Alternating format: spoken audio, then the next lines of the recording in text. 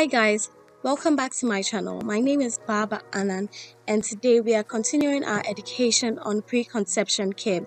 Today we are going to try to do 3 categories under the preconception care. That is chronic diseases, medication and vaccination. So under chronic diseases is a disease that is managed because it is recurrent. It is not fully treated, okay? It is just managed. And then under that we have the first one to be asthma.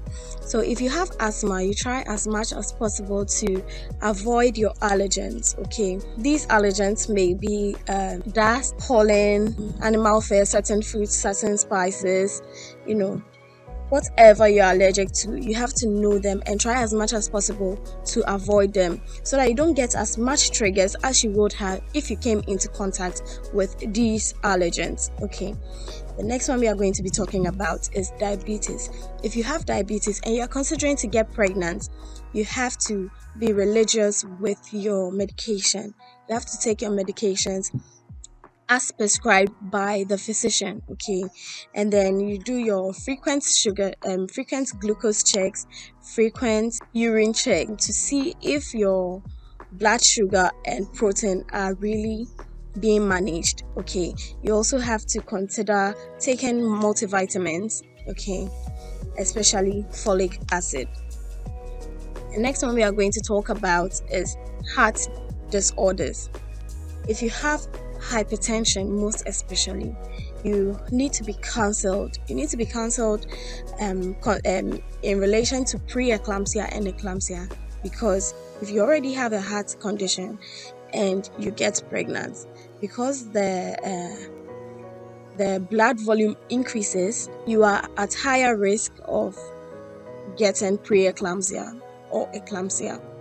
So you have to also take your medications religiously, and then you go for constant checkups, check your blood pressure regularly. And the last one we are going to be talking about is obesity. If you have a body mass index of 30 kilogram per meter square and above, you have to try and lose weight before you consider getting pregnant, okay? Because there are a lot of risk involved with obesity in pregnancy.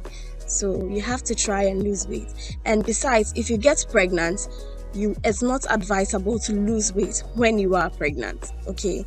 So you try as much as possible to adopt healthy lifestyles and exercise more often to help you lose weight before you get pregnant. Okay, let's move on to the medication category. So under the medication category, when you are a person who is on certain medications, okay, there are certain medications that you do not have to take when you are pregnant or when you are planning to get pregnant.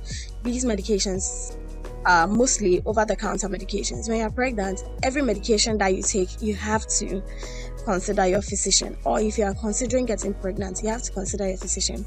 Now, the Food and Drugs Authority have categorized these medications, okay? So we have category A, B, C, D, and X. In category A, it has been researched and well studied that the drugs do not really affect the fetus.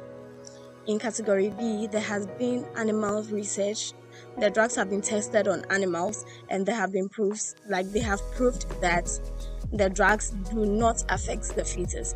In category C, the drugs have been tested on animals and have proved that there are effects, the drugs do have effects on the fetus.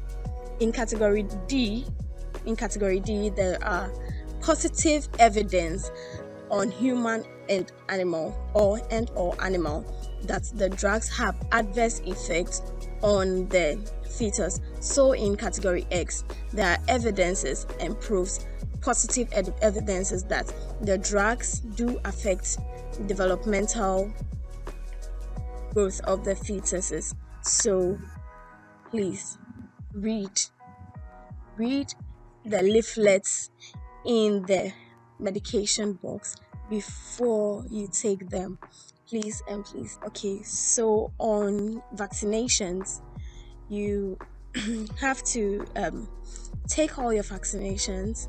Be sure that you have taken all your vaccinations, especially the tetanus toxoid vaccine, if you are considering getting pregnant. Okay.